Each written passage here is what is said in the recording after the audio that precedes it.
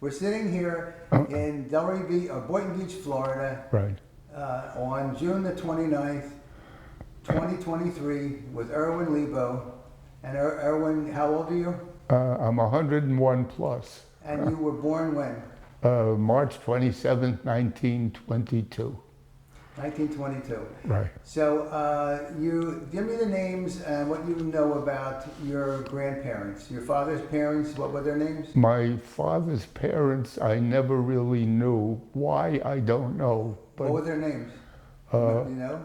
well, they were Leibowitz, Right. which, Lebowitz. which was our family name. In fact, just a quick funny story. On my birth certificate, it says Irwin David Leibowitz, and the ITZ is crossed out because my father had changed the name to Lebow right around the time I was born. Okay. So that's the only evidence I have of their former name. You don't know where they were born, your grandparents? I have not my father's parents, No. Okay. but my mother's parents were in Warsaw, Poland, and her name was Balbina Rosenblum, and he was Severin Rosenblum. And they came from where? They were in Warsaw. They had come from a little town in Poland, and I don't know the name. When did they come to the United States? I'm trying to remember now. They came here when my mother was 5 years old. And the reason they came here is because my grandfather had been very active in liberal and union things, even in Poland. And one day, my grandmother sent him word telling him, "Don't come home tonight because the Cossacks are coming and I'm burning all your literature," which she did. And that was his decision then as to why he came to the United States. He left Poland, came to the United States, and a year and a half later, he brought the family over.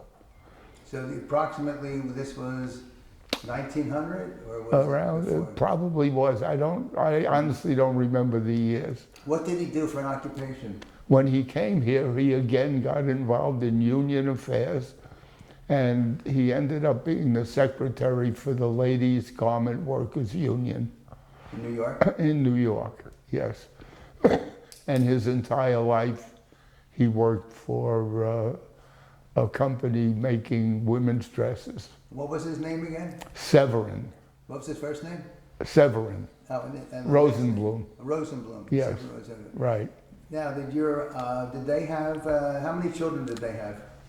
They had, let's see, there was Harry, Dorothy, Bee, and my mother, 4. Your mother was what? My mother was the oldest. The oldest? Yes. Okay. And what do you know when she was born? Well, she lived to 102, and that was... Well, how old was she when you were born? Do you know? I honestly don't know.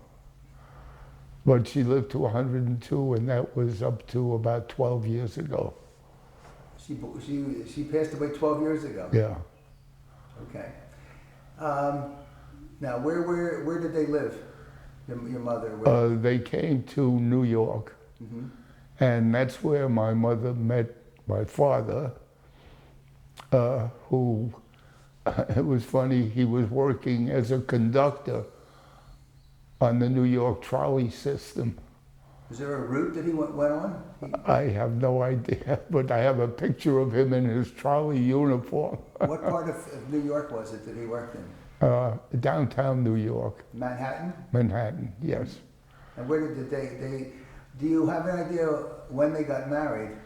No, but I was born in the Bronx in 1922. Right. They must have been married a couple of years before that. Did your now your father's parents did they have any other children? Did your father have siblings? I have no memory of anything connected to my father. That's the amazing part of this. Do you know what did your father do for an occupation? he was a salesman most of his life, and when the war started, he started a small company making knickknacks that the troops could buy in the PXs, and the business grew into a decent-sized business. And then when he was 73 years old, he had a heart attack and he died. Do you have siblings? You have a brother? I have a brother. My brother, God bless him, is 97. His birthday is March 26th and mine is March 27th. We're 4 years and 1 day apart. Did your parents, your mother's parents, did they always live in, where did they live originally? We all lived in the Bronx, and the family was very close. It was mandatory that Friday night we were at Grandma's house for dinner. That's the way it was. That was your mother's? My mother's mother, yeah. Who else would come to the Friday night dinner? Well, there was Aunt Bee, Aunt Dorothy, Uncle Harry. These were your mother's siblings? Yes, yeah. So she had three siblings? 3 siblings, right. And they all lived where? They all lived in the Bronx. And it was interesting, my uncle was the manager of a Young's hat store on Fordham Road in the Bronx. And I was very lucky because he gave me a job after school delivering hats. So I was the only one of my friends that was making any money. So I was a big sport. I was able, when I met Judy, my wife, I was able to take her out and treat her very nicely. So you were born in 1922? 22. And what do you remember about school? What earliest memories of going to school? Well, I remember being very young and we lived near the Bronx Zoo. And that was great because we used to go to the zoo quite often. What did it cost to go to the zoo? In those days, I don't think it was anything. I think you just went there. I remember going to PS 91 in my early years in school, and then Creston Junior High School when I graduated 6th grade. And from Creston Junior High School, I went to DeWood Clinton, which I graduated from right after the Pearl Harbor Day. It's about 1941. Right, yeah. February 1941. Did you have a favorite subject in high school? No, I just decided I was going to get involved in communication, so similar, you know. I really didn't have a direction because when I graduated DeWood Clinton, I already was working in a defense plant on Canal Street in downtown New York. And I was going to NYU at night, just taking general courses. So, what do you remember about the beginning of the war, December 7th, 1941? I'll never forget the day. Judy and I had gone to the movie. We were dating then. I met Judy in 1939. And it was a Sunday afternoon. We had gone to the movies. We came out, and I remember stopping at a store that we always stopped at to buy corned beef sandwiches, and then went to the house where her parents were sitting listening to the radio about the attack on Pearl Harbor. Do you remember what they said on the radio? Well, they were giving a description of what was going on there. In Hawaii? In Hawaii, yes. You remember where there, just your immediate family there, where other people came to listen? No, it was Judy's mother and father were sitting there listening to the radio. What was their names again? They were Glazer, George and Sadie Glazer. Had they been born in the United States, or had they? They were born in the United States, yes. Oh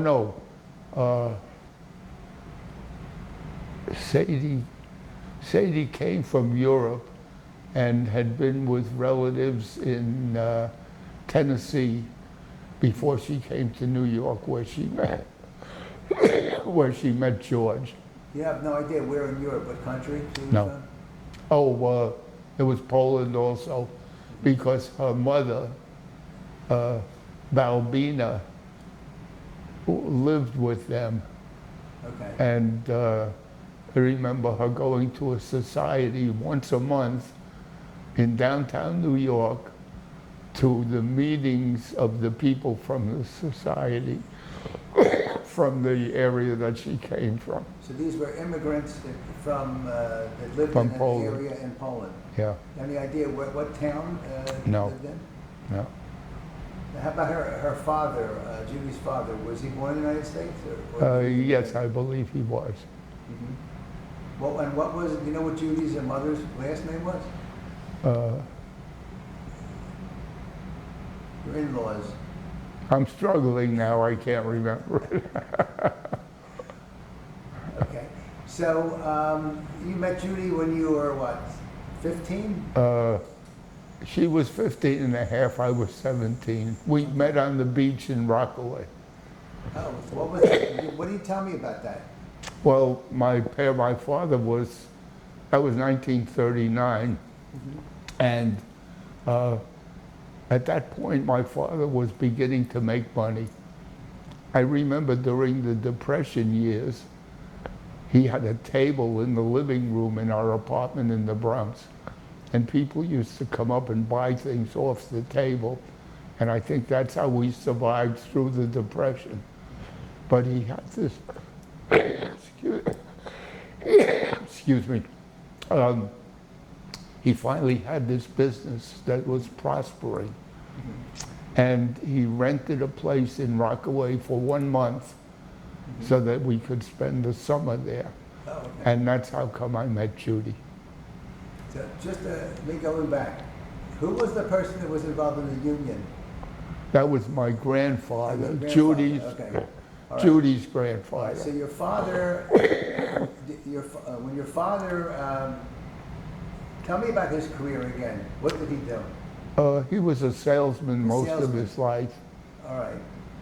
And then what did he, do you know what he sold? What type of things he sold? And who did he work for? Comb brush and mirror sets, I remember that. In fact, I have one of his mirrors here with a big L on it.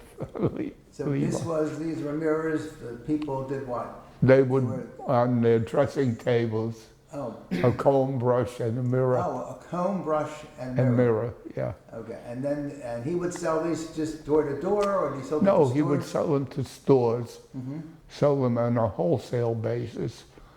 And he built up a list of customers. What was the name of this company?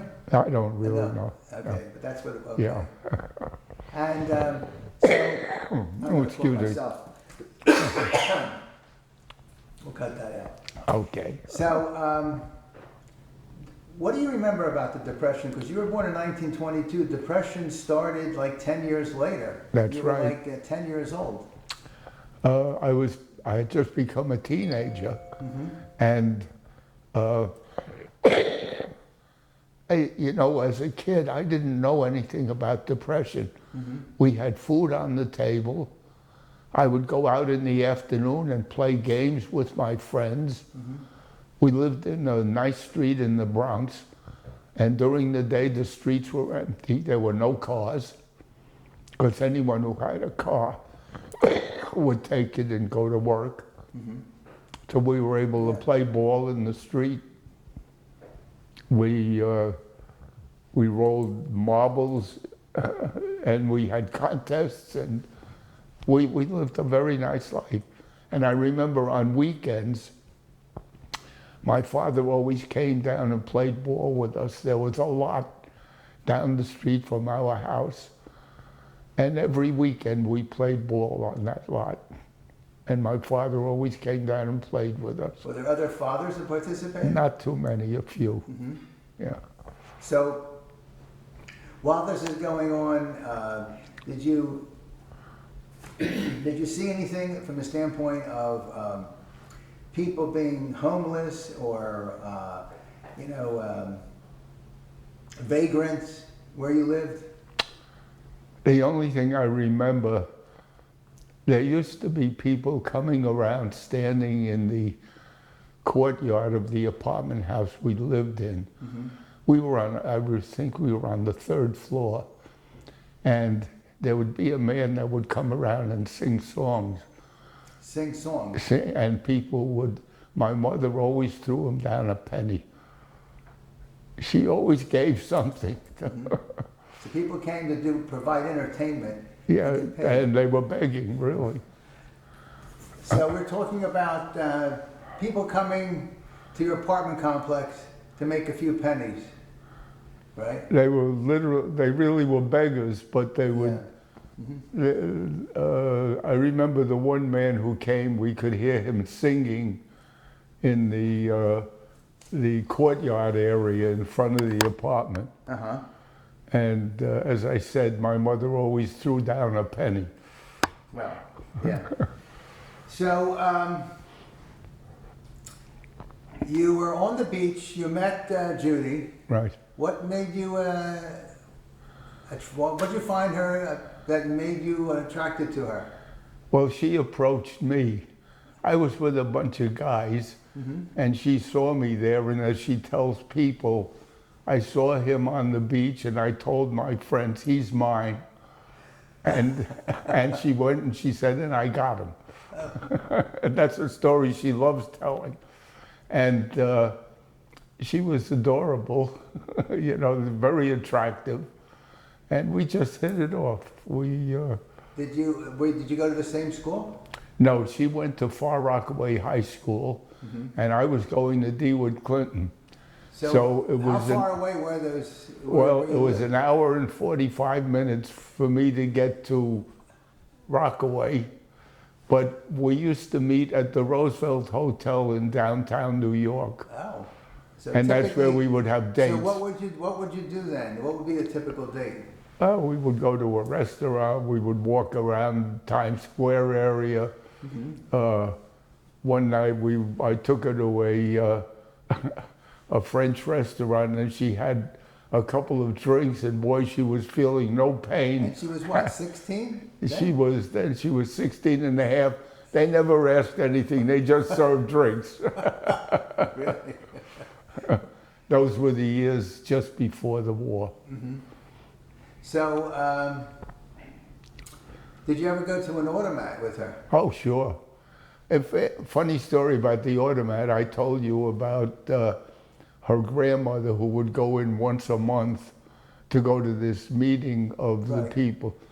Her first stop was always the automat for a cup of automat coffee. Mm-hmm. And then she would go to her meeting. So, you graduate high school, you already had gotten a job. You graduate high school, was it just after the June after the war began? Well, 1942? No, I had a job. I mean, when you graduated, what year did you graduate high school? February 1941. Oh, And it wasn't until December 41 okay.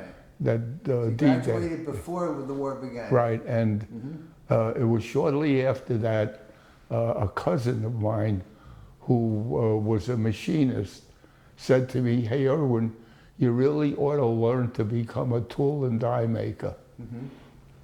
So he gave me an address, and I made an application at this defense plant on Canal Street in downtown New York, and they hired me in a New York State program that was a one-year training program to become a tool and die maker. Mm-hmm. And that's where I was working when December 7th occurred. Do you recall, in the news, were there any, what was going on in the news that alerted you to the possibility there would be a war? I mean, Germany had already invaded Poland. Right. And they had already invaded France at this point also? In 1941, they had I invaded think France. it was late, no, I think it was 42 that they went into France. They did, well, we'll have to Yeah, find out when that is, yeah. So were you concerned, were the people concerned about what was going on? We knew there were problems there, and everybody in the United States in those days really wanted to stay out of it. Mm-hmm. There was a lot of controversy in the country. They're isolationists. About people who said mind our own business, Mm-hmm. and others who said no, we have to help Mm-hmm. the English who were struggling. And then, of course, once we were attacked, there was no question. Was there anything you remember about possibly things going on with Jews in Germany or in Europe by the Germans? You know, that's an interesting question, because when I was flying missions, I never knew anything about the Holocaust or the camps that people were being taken to. Mm-hmm. We used to get the Stars and Stripes once a week. It was the official government newspaper. Mm-hmm. And there was never a mention in it.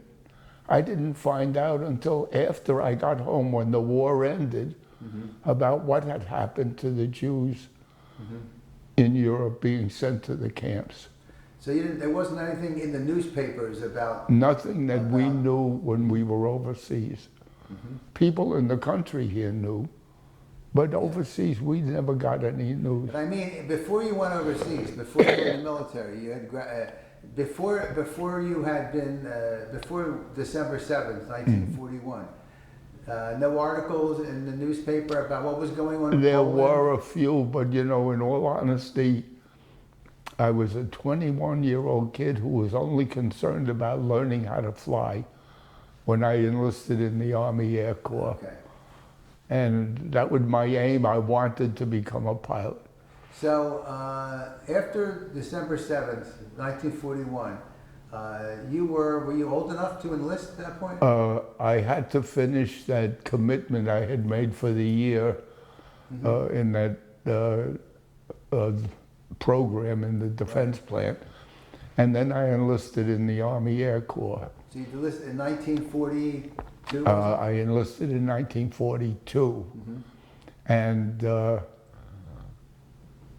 no, it was almost 1943 because I had enlisted and they told me I wouldn't be called for 6 months because there was a waiting list. So Judy and I got married, and 4 days later I got a telegram to report. So I understand you eloped, right? We eloped to Elkton, Maryland. So the question is, why did you elope? Well, everybody said, wait, you know, you don't get married now with what's going on in the world. And we wanted to be, Had you talked to your parents about getting married? briefly, but they said, no, be patient. Judy's a nice girl, you know, just wait. And how about her parents? What did they Same say? thing, wait, there's no rush, you know, wait till we see what's happening in the world. Did you have any friends that went to Elkton, Maryland? No. Also doing- No, we had heard about it. It was the marriage capital in the East. So what was that like, that process? Well, we went there, we took a train from Penn Station. We got there and I asked the cab driver, where can we go to get married?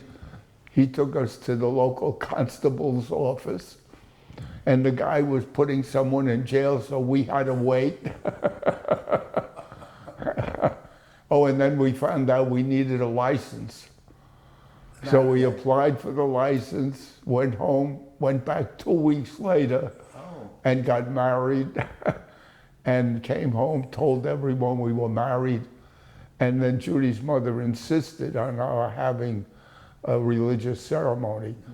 So we were married by their rabbi, who was Dr. Gordis, very famous rabbi because he had been one of the men who collaborated in preparing the Jewish prayer book that's used in all the temples.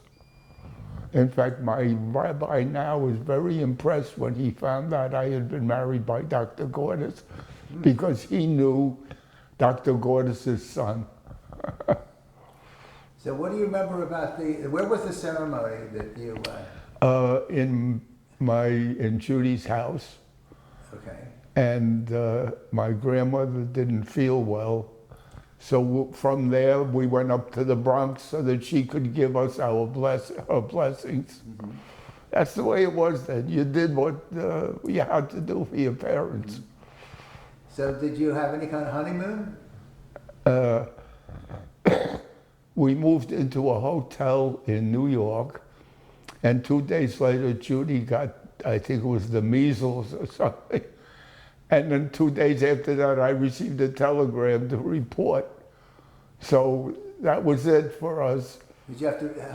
How much time did it take you to get to report? When was? They gave me a day or two to report. Did they send you a token? A what? A token. What kind of token? One way that some people say when they got drafted, they were sent in the mail a token, one token to go to where they were going. Oh no, I just had to report to downtown New York, mm-hmm. where they were gathering people together, and they put us on a train down to Tennessee to what was a big replacement center. So what happened? What did Judy do at this point? When well, you went away. Once I was assigned to a flight school, she came down, and she became a camp follower. A camp follower? Yeah, that's right, because every 2 months they moved me to a different camp. So every 2 months she had to follow along to whatever town I was in. Did they have? Did you have to get a separate apartment, or did they have facilities? Oh no, I was living on base. Right. I was learning how to fly. She lived in, she rented a room. Everyone down south opened up their homes and rented rooms. And she got a job in local stores. You know, it was we were living an interesting life. So. This was 1940, beginning of 1943? 1943, yes. Mm-hmm. So tell me the different camps that you went to. You started in Tennessee. Where was that? Well, that was the replacement center, and then I was sent to Americus, Georgia. Okay. And that was where I first started learning how to fly. Mm-hmm. And Americus, Georgia, is the home of President Carter. And there was a little airfield, Suffolk or something like that airfield. It was a private field that the government had taken over. Mm-hmm. And we used to fly in PT-17 Stearmans. They were double-deck airplanes with 2 open cockpits. And the instructor would be in front, and I would be in the back. Every day when we took off, I would get airsick. And when I thought he wasn't watching, I'd throw up over the side of the plane, then I was okay. We get to the end of the training period, and we're all lined up to see if he's going to pass us. He comes to me, he says, "Lebow, I've been watching you throw up all month, but your flying skills are good, so I'm going to give you a chance." Once I got into a closed cockpit plane, I was fine. Oh, really? Yeah. The open cockpit. The open cockpit is what did it, yeah. You would think with the wind that it would be well, no, it was the vibration and the wind. So your training was a month? 2 months. 2 months. Because you were flying every day for 2 months? Pretty much every day, different maneuvers. So what would be a typical day? We'd be in class half the day, mm-hmm. because we had a lot to learn about weather, about communication, and also how the plane worked and what we had to be careful, what we had to watch for. Mm-hmm. And then we would spend the other half of the day being assigned to going up with an instructor or without. After about, I think it was 6 or 7 hours, we landed the plane and the instructor got out. He said, "Okay, Lebow, take it up." So that was the first day I soloed. That day, I felt like the hottest pilot in the world because now I was... Regular Tom Cruise, right? Yeah. There was this old beat up plane. What kind of plane was that? A PT-17 Stearman. And I flew in one. Oh, there was a flight that came around the country about 10 years ago, and I registered for it, and they took me up for a ride in Boca Raton. Yeah. And what was that like? Well, it was just... Wait, did you throw up? What? Did you throw up? No. No, then I was okay. But... I mean, you got it in a kind of plane. You weren't flying it though, right? Well, yeah, we would take off, and the instructor at one point would tell me to take over. Okay. And then he would tell me what maneuvers to practice. And I would do what he said. There were times we'd be flying, and he would cut the engine. And then I would have to look desperately for a place to land, because the plane had the ability to, like a sailplane, it could float a little bit. So he would let me head toward a possible landing site, and then he'd start the engine again. And So you knew he was going to do this? I never knew when he was going to do it. Oh, really? Yeah. That was all part of our training. Oh, no, all right, but I'm talking about when 10 years ago, 10 years ago, you said a plane came around Oh, and you were yeah. able to get on that. Oh, they took me up for a ride, but the plane they took me up in didn't have a control stick in it, so I couldn't touch it. Okay.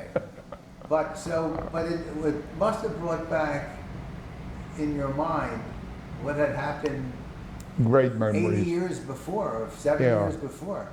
Well, I was 1943. Yeah, and this was 10 years ago. Yeah.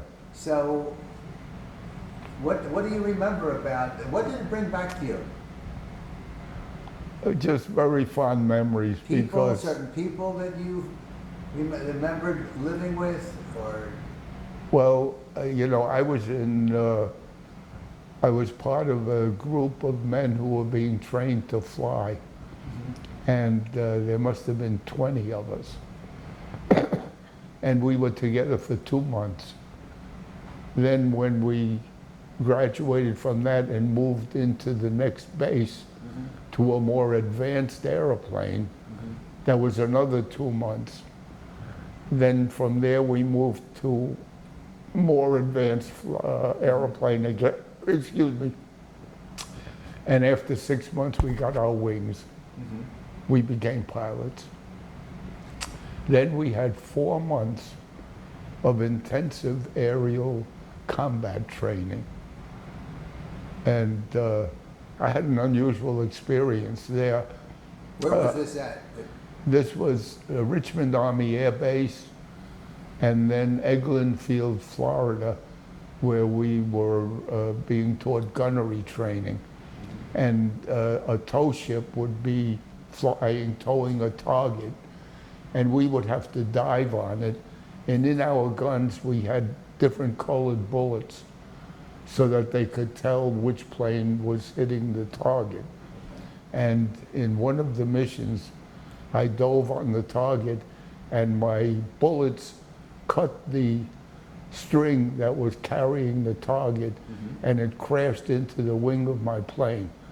And all of a sudden, I was flying a plane like this, sideways, and I'm desperately calling the base, what do I do, what do I do? They said, well, look, you're right near the Everglades. Bail out over the Everglades and we'll pick you up in a day or two.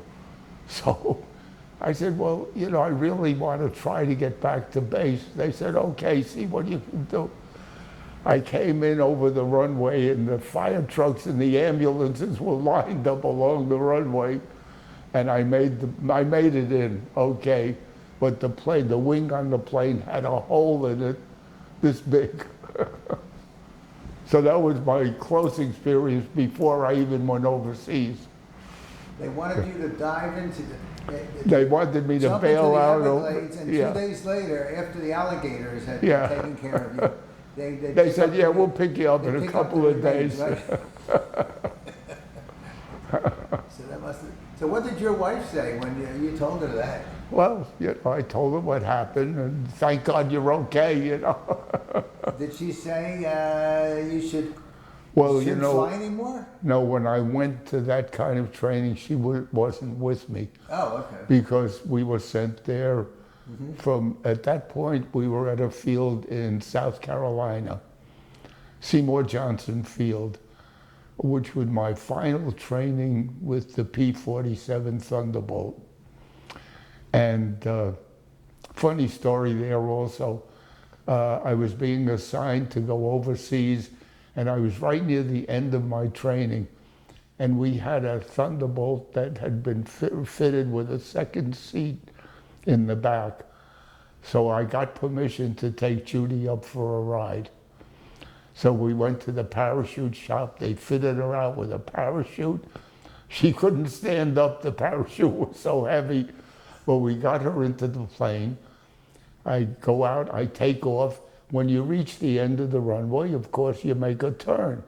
The minute I turned and the wing, one wing went down, the other wing up, she started screaming. So I turned right around and came right back in. That was it. But from there, I went to, I think it was someplace in Maryland where I boarded a ship to go overseas. Mm-hmm. So this was, when was this? That was 19, it was right around D-Day time because I was on a ship in the middle of the ocean when we got word about D-Day. Mm-hmm. So this is June of 1944. Yeah. Mm-hmm. So where did you land? We landed in Naples, and I had heard all these stories about Naples. Wow. We pulled into this decrepit harbor. Mm-hmm.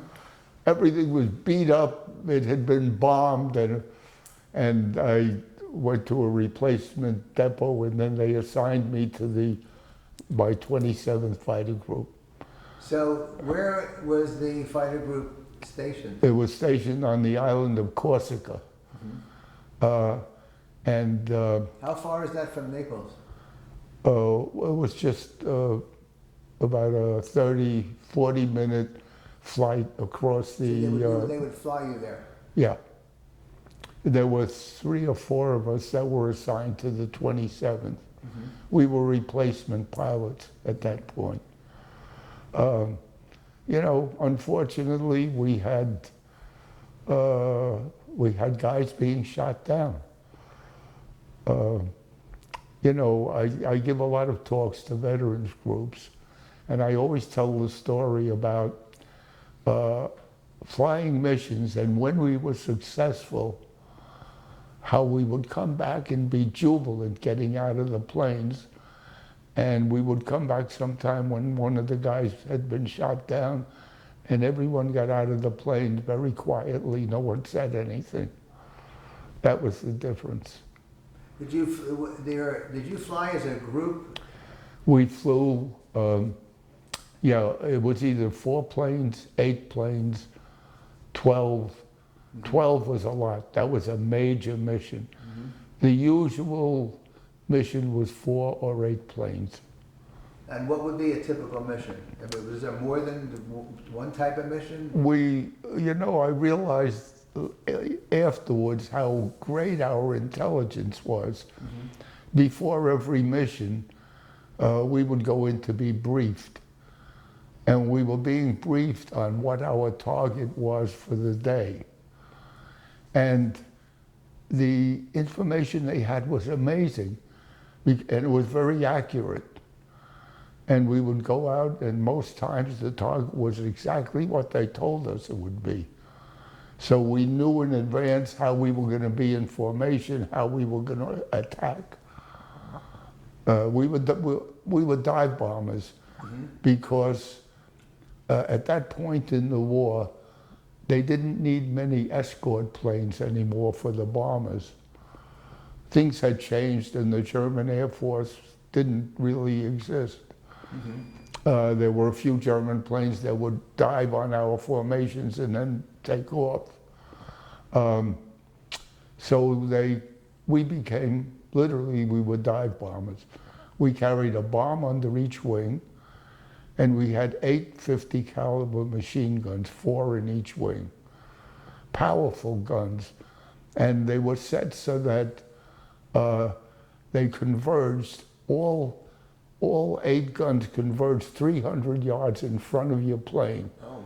So if you got a target in that range, it was like a dynamite explosion. I'll never forget the day, one of my big days, I caught a locomotive with that, in that range. I literally blew it off the tracks. The guys came home celebrating. Lebow got a locomotive. That was the target? Yeah. Well, we were targeted. There were trains the Germans were using to transport supplies. So And we had a line that we had to cover going through France. So this was through France. Yeah. So but where was the plane? What did you say? Where was your base when you took off? When you were, Well, by then we were in France. so well, they moved how it- long were you in the Italy theater? Well, I was there from the middle of 44 to May 8th of 45. I flew 93 missions within that time period. But I mean, how many were in Italy, and then you went to France? Yeah, we went to, they sent us from Corsica to Italy, and then when General Patton's tanks attacked southern France, we then became the support group for General Patton. So we followed him wherever he went. And was that the 2 theaters you were in, Italy and France? Yeah, and we ended up in Germany. You did go into Germany. Yeah. When did you were you in the war when it ended? Yes. So in June of May 45? 8th, May 1945. 8th, that Yeah. in the VE Day. VE Day, right. So so outside of trains, what would the typical targets be like that you would? Troop concentrations, supply trains. One day I had a wingman, a guy named Jimmy Reese. He was 18 years old. He lied about his age to become a pilot, and he was a good pilot. And one day we came across a German troop that was carrying supplies, but they were carrying them in wagons being pulled by horses. So we decided to attack them, and Jimmy Reese is yelling on the phone, "Don't shoot the horses, don't shoot the horses." Yeah, that's impossible, right? Yeah. But they were using horses. In Yeah, they were 1944. still using horses and And some. I assume you still. Well, yeah, we had attacked. no, we did what we had to do. Yeah. Were there? Did you ever fly through an explosion? Because you see that in Oh, the yeah. movies. There's a great movie I saw recently called Beloved, which shows exactly what we were going through. The German flak was very accurate. They would send these explosives up that they would burst and shatter shrapnel all over an area. We always came home with holes in our planes from the shrapnel. In fact, one day we came back and my crew chief opened up the gun compartment to replace ammunition, and he takes out a bullet, a 50 caliber bullet with a piece of flak through it. Wow. He said, Lieutenant Lebow, you're a very lucky man that this didn't explode. It would have blown the wing off the plane. So one of my grandkids has the shell. So when you were, so you didn't, there were not a lot of German air. You didn't have to. You did not have to. We did occasionally. When we carried the bombs, they knew that we were out to bomb a target. So what they would do is dive on our formation, because our orders were to immediately drop the bombs so that you'd be more maneuverable. Once we dropped the bombs, they would take off. They accomplished what they wanted.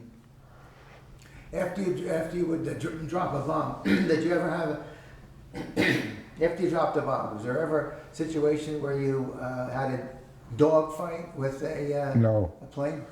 I never did, but a couple of the pilots that I flew with in the earlier days had conflicts with German So planes. what exactly, why is it there was no German resistance in the air? Because there wasn't much of a German Air Force left. The U.S. had done a wonderful job. The bombers had bombed most of the manufacturing facilities in Germany and in Poland and places where they were making planes. They just didn't have planes anymore. So the American military and the American factory system basically Right. built enough planes to Unbelievable the way they turned planes out here. The P-47 Thunderbolt was built for thousands of dollars. Now they talk about planes being built for millions of dollars.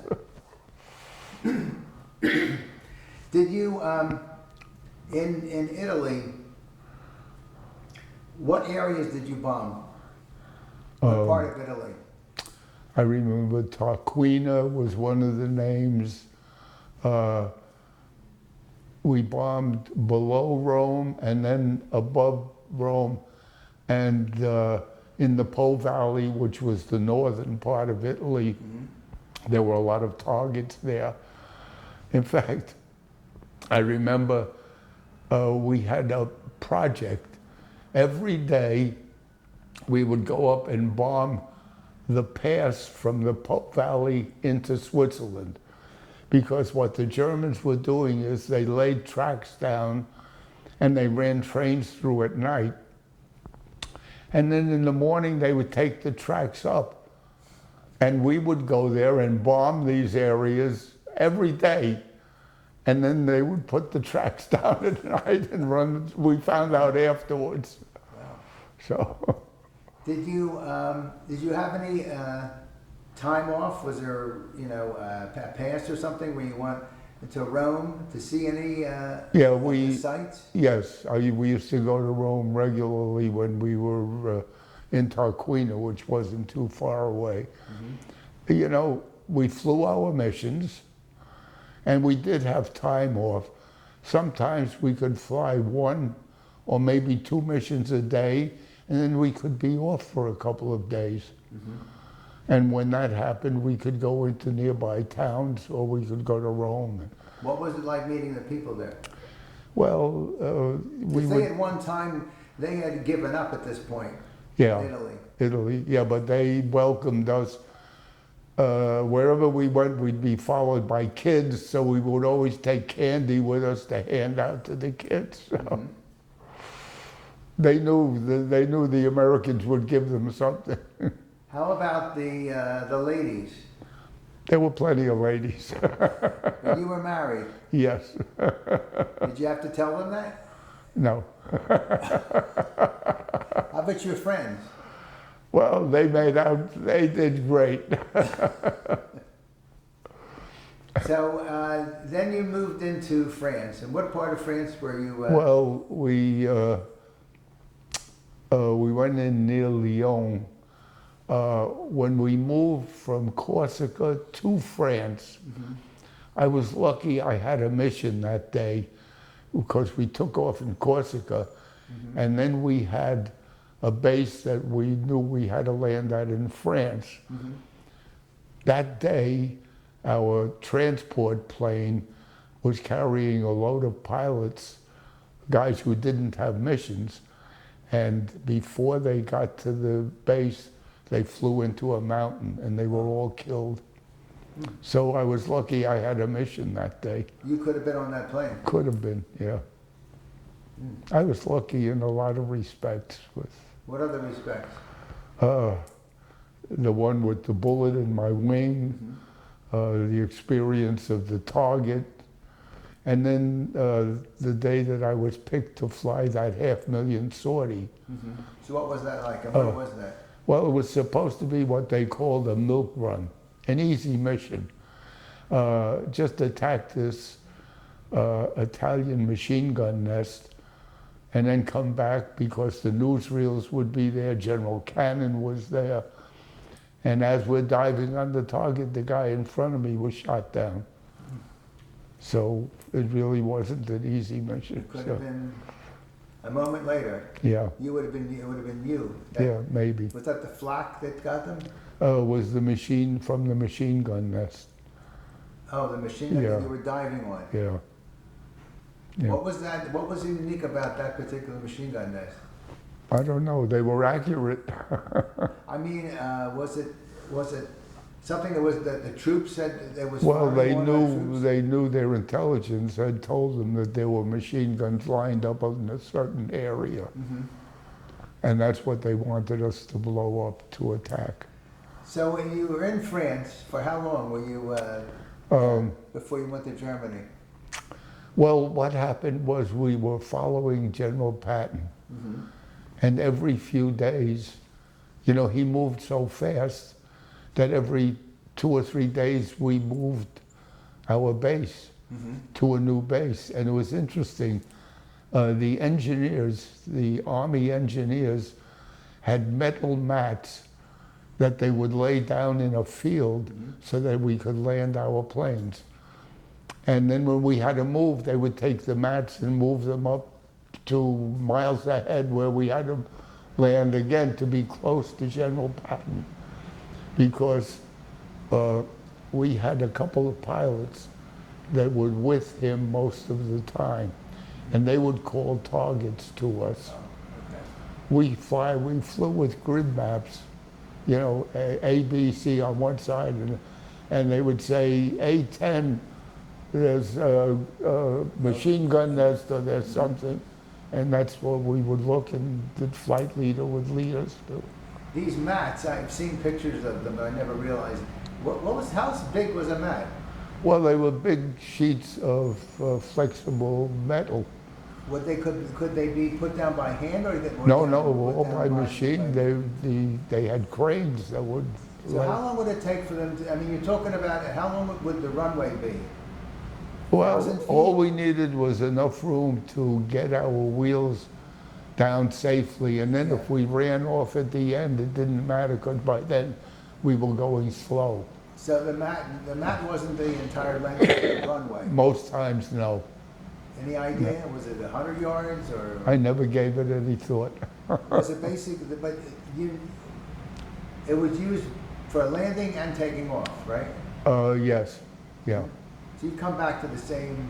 yes. Did you ever Yeah. see any people miss the mat and then the plane got When we destroyed? ran off the end of it, we'd be in the grass, but we were then going very slow. Mhm. So, So the planes didn't need. What was typically how long? What was the speed for the plane to have to lift off?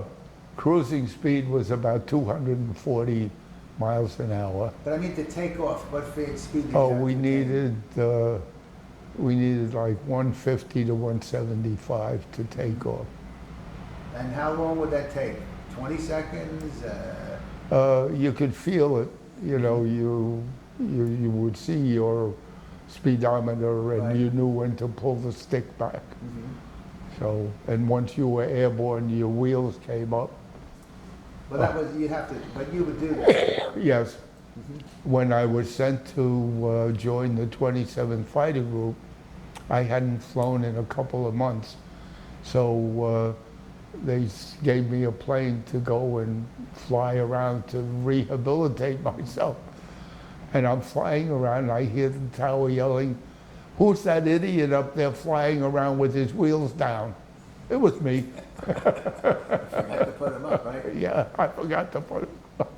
Did you ever see or talk to anyone that the wheels would not come down? They had to land without the wheels? Very rare. But if so, you'd do a belly landing. Then you'd land in the grass. So, It wasn't that you couldn't hand crank the wheels down on the plane. no. I guess only on they show you Yeah. on the You bombers. know, we that were you do that. single engine and one Yeah. pilot Yeah, in a that's why small they do that, cockpit, yeah. you know. So you're following General Patton through France into Germany, Into Germany, yeah. and when did you get into Germany? You have an idea? Was that in 1945 It also? was 1945, May 8th was the end of the war. We were in Germany, I think, about 3 months. We were lucky. We ended up in what had been the German West Point of the air. It was a nice base. We had good runways, we had good accommodations. What was it called? I forget the name of it now. Had you met any German military people, maybe who had been captured, who were helping now? No, not really. You know, we were in the air. We never got close to any Germans. Once we were in Germany, we were close, and all they were doing was begging. You know, well, they wanted food, they wanted... So Yeah. it was different than it was in Italy. yeah, yeah, Did you go off the base yeah. and you went to a local town? And we'd go in, you know, we'd walk around, they would follow us begging for whatever we would give them. I'll never forget, one day we were approaching Stuttgart, and in Stuttgart there was still fighting going on. So one of the other guys said, hey, Lebow, let's go in and see what's going on there. So we went into Stuttgart, and we're walking around. It's deserted, but we could hear the gunfire at the other end of town. We walk into this apartment building, and you know, we're scrounging, to be honest. And we open up an apartment door, and there's 2 German women sitting there, they're shaking, because here come the ugly Americans. And I walked in, and against the wall was a rifle. I remember I picked up the rifle, I said, "Was ist das?" And I thought they were both going to pass out. Some kid had a BB gun, and that was what was sitting there. Oh, that was, So, it was a yeah, BB gun. yeah. So that was your contact with the... I had very little contact with German people, yeah, except for the ones that worked on our base Okay. in Germany. But, You had local people working there. yeah. I had an interesting situation when we were following Patton. We moved so fast that once we literally ran out of food, and we had flown sometimes 2 missions a day. And I remember coming back and going into the mess tent, and there was nothing to eat but stewed tomatoes. And I opened my big mouth, and that night the colonel had a notice out, Lieutenant Lebow, in addition to his flying duties, will now assume the duties of mess officer.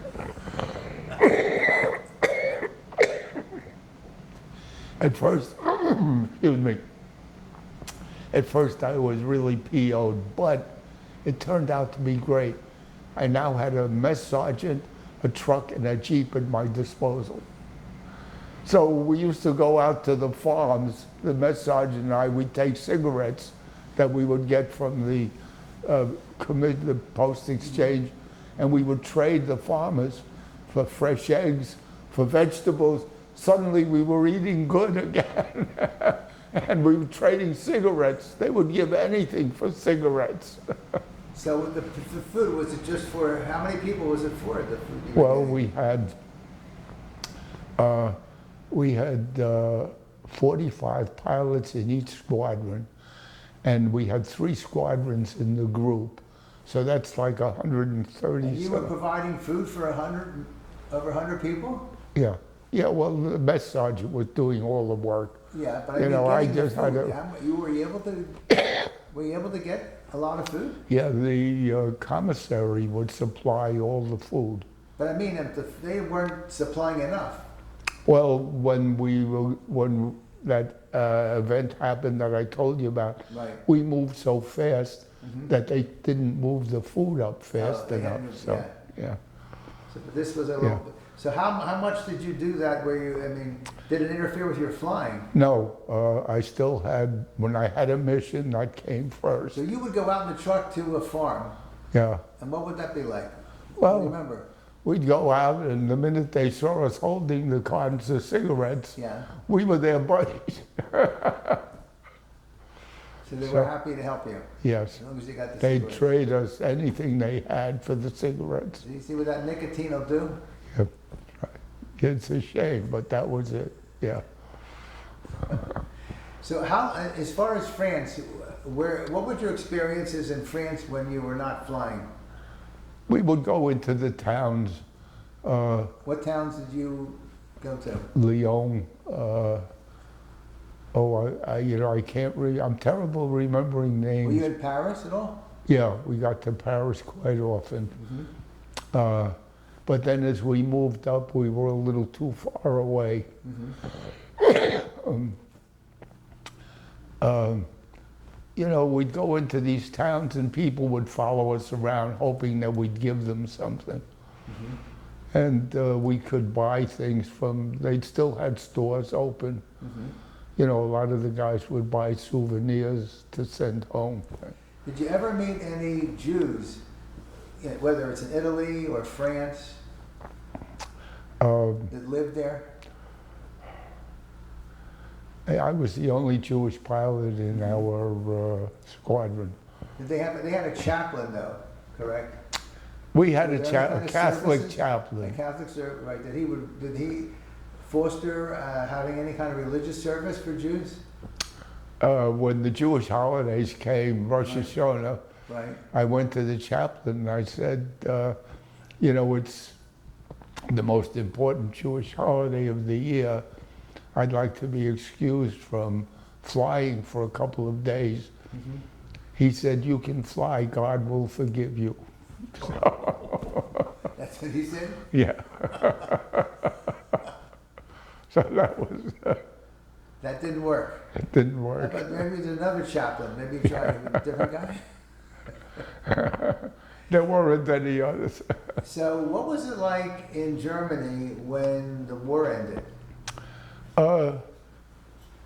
They were. Did you hear about Hitler killing himself?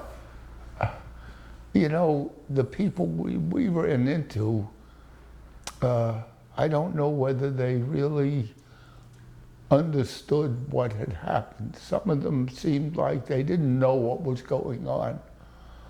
What do you mean they didn't know what was going on? Well, they knew that they had been bombed and said they didn't, we never got anything from them regarding Hitler. Right. Even the ones that worked for us when we were based in Germany, Mm-hmm. they didn't talk about The it. people that were working on the base. Yeah. All they wanted was food and But did they have a sense that they were losing the war? The war was hopeless? I don't know. You got to remember, I was a 22-year-old kid Mm-hmm. then. And a lot of this, escaped me about wondering about things like that. So how did you find out the war had ended, as far as the Oh, well, war? no, we got word. May 7th, we were told the next day we were supposed to be in full dress uniform because there was going to be a ceremony. Oh, and it was funny. Bob Hope was on a tour, a USO tour, and he was at our base that day. And I have a picture taken standing next to Bob Hope in front of our mess hall. And I met him years later at the Sheraton Hotel in New York. It was an Air Force function. Mm-hmm. I went up to him and I said, do you remember where you were on May 8th? He said, oh, yes. I said, you were my guest at, I forget the base. He said, oh, yes, and I remember Jerry Colonna got drunk. That was his comment. Jerry Colonna. Yeah. That's a name from the past. Yeah, right. So was there a formal announcement the war had ended? Yes, we had a ceremony, and we all, they read off the names of all the pilots that had been shot down. And it was a very emotional. How many pilots had you lost? I forget how many. Did you have any? After that day, did you have any reason? Were there any more flights? No, what happened then? I had an unusual experience. I told you, excuse me, I was the only Jewish pilot in my group. And I don't know what it was with my squadron commander, but every other guy got promoted. I didn't get promoted. Finally, I did get promoted. The war ended. He signed everyone's order to go home except mine. So I was stuck in Europe from May 8th until September. And what we were doing, we were given the assignment to fly into, we would get into a cargo plane. And they would take us into fields where there were deserted or leftover airplanes. And they would want us to fly those into disposal points in France. And we were doing that for several months. I remember one field we went into when, I forget who was in charge, said, Lebow, there's that plane over there, that's the one you take. I went over, it was a wreck. It was so impossible to do it. We poured some gasoline on it and blew it up. What was the reason the planes were left there, by the way? The Germans left planes. Oh, these were German planes. Oh yeah, Oh, I didn't realize that. They were either German that planes. or they were captured planes from the Allies. There was a tremendous disposal center in France, and that's where we used to have to fly the planes into. I remember going in there one day, and as far as I could see, were planes lined up with flat tires, and they had drained the gas out of them. For all I know, they're still sitting. Yeah, I mean, you don't think about those things. Yeah. Especially, it was all over the world. Yeah. I mean, that's right. So now we are in September of '45, and you are right. And how did you get home? I came home on the Queen Mary. Oh. Spectacular voyage. 15,000 men in 4.5 days from Southampton to New York. And we pulled into New York Harbor at 6 in the morning, and everybody was crying. The people that were there were waiting for you. Well, no, everyone on the ship was crying. Yeah, we were home. Was there, I assume, a large crowd waiting for you? Well, no, we got off the ship and they took us right to Fort Dix, New Jersey. So they didn't have like a welcome with a band, Oh, celebrities? yeah, well, we got off. There were Salvation Army gals there giving us coffee. They gave you coffee? Yeah. Welcome home, here's a cup of coffee. Well, because we were there just to be transported to Fort Dix. So, do you have an idea how many trips that Queen Mary made? You're talking, there were over 1 million troops in Europe when it ended? I had done some statistics. There were 16 million Americans involved in the military during World War II. As of last year, there are only 167,000 of us left out of 16 million. I don't know, Fort Dix was the processing center for people coming back and getting out. We would be there a day or two, and then they gathered us all in a big room. I remember this. All those who want out, go this way. Everyone who wants to stay in, this way. Everybody went that way. Nobody stayed in? Very few guys stayed in, yeah. So you went, so how did you get, where did you go at that point? Judy came to pick me up in Fort Dix. What was that experience seeing your wife? You hadn't seen her for what? It was great. 2 years? A year and a half. Mhm. Yeah. Did she look different? She looked great. How about you? Did she tell you you look different? No. She was glad to see me too. So did I guess you just said goodbye to everybody, and how many people in your group came back? Just yourself at that one time? Well, Everybody at else that has point, I was one of the few that was still there, but at that point, the group didn't matter anymore because I was sent from where we were in Germany Mhm. to Southampton, England to be Uh-huh. transported. Oh, So, you know, I wasn't part of anything then. I was just being sent home. did you have to, at any reason, report back after you? I was in the reserve for several years. Were there meetings? No, not really. That was just. Everybody just in was case. pretty glad to be Mhm. finished. So what did you do then? You had your training. Did you go? What was your field that you went into at that point? I bounced around from one thing to another. For 2 years, we lived with Judy's parents. Mhm. They had a house in Bell Harbor, Rockaway.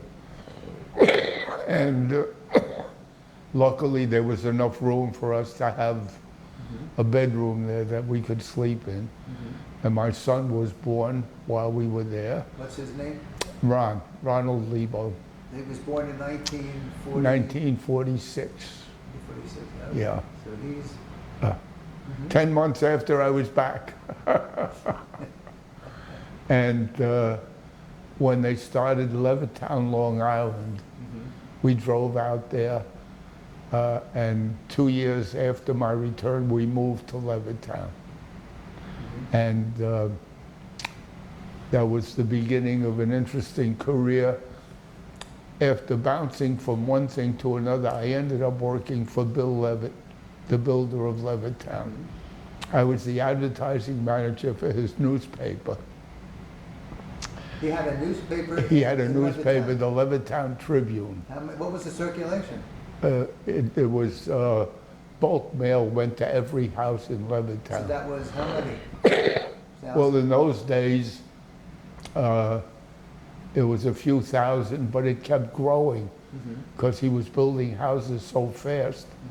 Eventually, it was 17,000 homes. And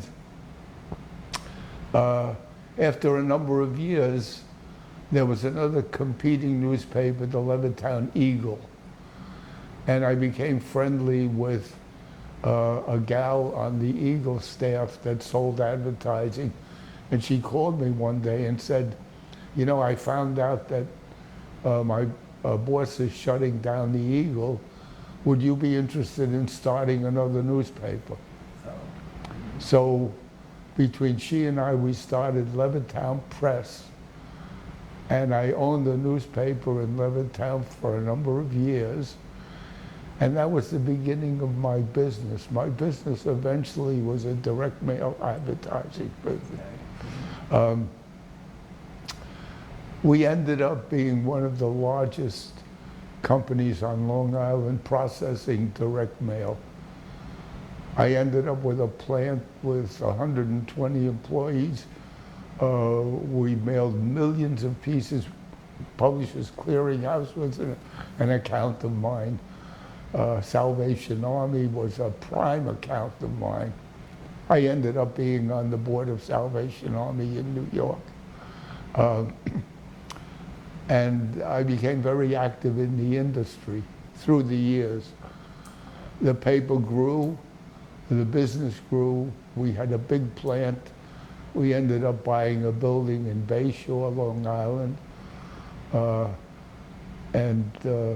You know, I was just lucky. Things worked out well. My wife and I traveled all over the United States to industry functions. It was funny. We'd go out west and the women would all wait to see what Judy was wearing because they said they knew they would get that next year. But she was from New York. Yeah, she was from New York. And Yeah. these Yeah. were like friends that you had made over That's the right, years. yeah. So you had, how many children did you have? We had 3 boys. Unfortunately, one of my sons died of cancer. I have one son in Tucson, Arizona. He owns a computer company. And my son, What is his name? Barry. And my son Ron is Dixville, New York. He had a business out on Fire Island, a pool maintenance and supply company, which he just recently sold. And you know, he's busy helping the guy who bought it. And the son that passed away, what did he do for a living? He and his wife, Nancy, who's my daughter-in-law, she's better than a daughter. They opened a country store in the Pines out at Fire Island. And they had the store for 10 years, and it became the center of the town. Anybody who wanted anything or needed anything came to their store. And then finally, through some real estate maneuvers, they were forced out of the store. So, but it wasn't till long after that that Eric got cancer and he died. So when did you first move to here at Hunter's Run? 1979, they were just beginning to build here. And a friend of mine bought an apartment. And he called, he said, "Hey, Irwin, you gotta come down and see this place." So Judy and I came down to spend a weekend with them. We ended up buying a townhouse. And that was the start, And how much 1980. time did you spend here? At the beginning, not much. And we used to rent it out during the, because I couldn't get away that much. But after 8 years in the townhouse, I was then retiring, and we built a house in another end So of when you first here, they had they had a golf tournament, and you entered. Is that Well, right? that was years later when we became residents here Right. finally, in a big house at the other end of Hunter's Run. Right. And I decided to enter this golf tournament. You know, I heard about it Were you playing golf on a regular a basis? little then? bit. You know, I was lucky. I got a hole in one on a par 3 hole. Was that your one and only? Yes. Never came close to equaling that.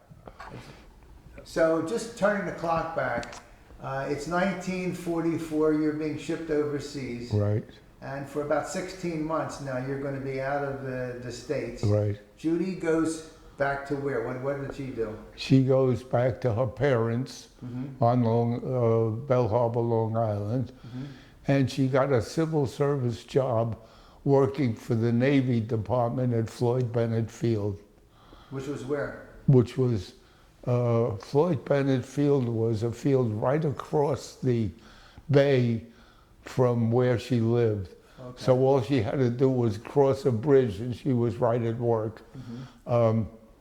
And she worked there all through the war. While I was overseas, she was working in the Army Air Corps. She was with the Naval Air Corps. Were you writing her? Or Oh was she yeah, writing you? we were communicating constantly. So she was getting letters from you. Yes. What would you tell her in these letters? I couldn't, you know, I really couldn't go into detail much. We were not allowed to or not supposed to. It was just, you know, I miss you. I wish we were together. We've been very busy. We're moving. You know, just general. But you wouldn't be specific about what you were planning, No, what you were no, doing. no, Shooting horses or something no. like that.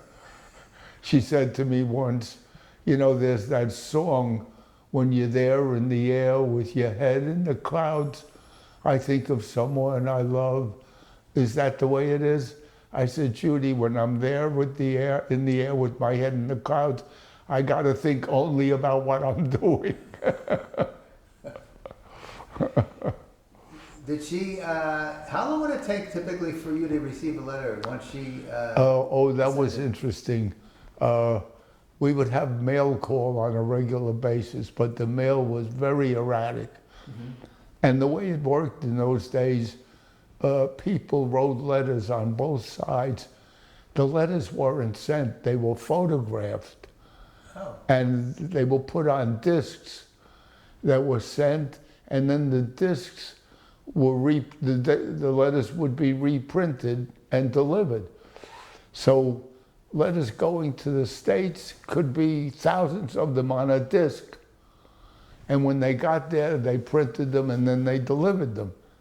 So she said there were times where she wouldn't get mail for a week or two, and then all of a sudden she'd get 10 letters. And the same with me. I would mail call, there was nothing from Judy. And then all of a sudden, one day I remember there were 30 letters that had accumulated. You know. Was that an exciting experience when they had mail call? Yeah, everybody was looking for mail. Was there ever a time you didn't get a letter? Oh yeah, lots of times. So that was Yeah. that's Yeah. disappointing, Yeah. right? That Yes. was sad. Yeah, you know, you wanted mail. So when you she worked in the Navy, right? She had an interesting job.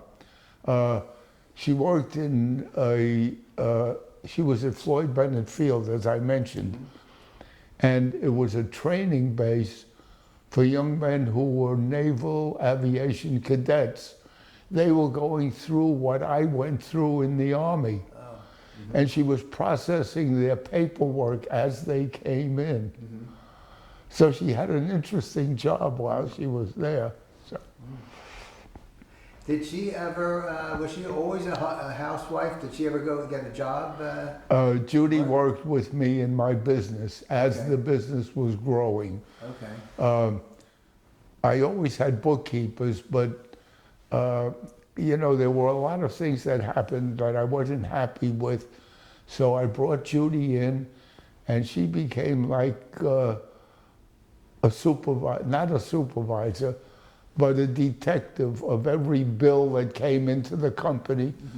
And she suddenly found companies that were overcharging us for things. And she straightened out a lot of our bookkeeping process just by being smart. She didn't have any real training at bookkeeping, but you know, she was a terrific asset to the business. So how old were the kids then when this was going on? Well, they were in school. So they were like teenagers at this point? Or Well, Ron was a adolescent? teenager. Barry was approaching teen, and Eric was, And how long did she work with you at the company? oh, for many, many years. I forget how many, but she would be there while they were in school. And when one of them was coming home, then she would leave. You know, her hours were flexible. So, but when we traveled around the country to trade meetings, she was a real asset. You know, talking to other people about what we were doing. What was the name of the organization? 4-Star Associates. That was the name of your business? Yes. I mean, the trade association. Oh, the Direct Mail Advertising Association was Mail Advertising Service Association, MASA, M-A-S-A. So reflecting back on 101 years, it's hard to do that. Well, really just reflecting on your life, your grandchildren, your great-grandchildren are going to watch this. Oh, And great. they're going to hear about this thing and that thing, but I mean, as you as a human being, what would you like to pass on to them as far as, you know, life lessons that you've experienced? I remember one thing, and this goes back quite a way. My father, bless him, always, he used to say, always be nice to the other guy, because you never know what problems people have. And one example, I used to go into New York City because I had a lot of clients on Madison Avenue when my business was growing. And there was one garage I would always pull into. And whenever I pulled in, I gave the guy $1. Now in those days, you know, $1 was pretty good. When I pulled out, I gave him another $1. There were many times I pulled up and there was a sign up, garage full. But when he saw me, I was in, you know, because he knew he was getting $1. You know, that was just... Or he knew you were nice to him. Yeah. And he wanted to return the favor. Yeah, that's right. Yeah. Wanted to return the favor. Right. Mm-hmm. So keep a lot of dollars in your pocket. That's the advice? In those days, you know, $1 was... Yeah. Yeah. Something else you want to pass on to your family? Most people, I think, are good. You know, you never want to say anything that'll hurt another person. If you can do something to help somebody, do it. If, you know, if it's not going to really inconvenience you, just do it. I don't know what to tell them. I've had a nice life. We've had loads of friends. Unfortunately, they're all gone. I'm one of the few left here in Hunter's Run of the original group that came here. And, you know, it's just been sad, you know. But I'm lucky. I'm having a lot of fun with my veterans groups, giving talks. They love hearing war stories, and I got plenty of war stories I can tell. The people that are at the veterans group that you're talking to, what wars were they involved with? That's very interesting. I go to these meetings, and 9 out of 10 times they'll say, World War II veterans stand up. I'm the only one who stands up. Korean War veterans stand up. 2 or 3 guys will stand up. Vietnam is loads of guys from that terrible war. So, you know, there aren't many of us left.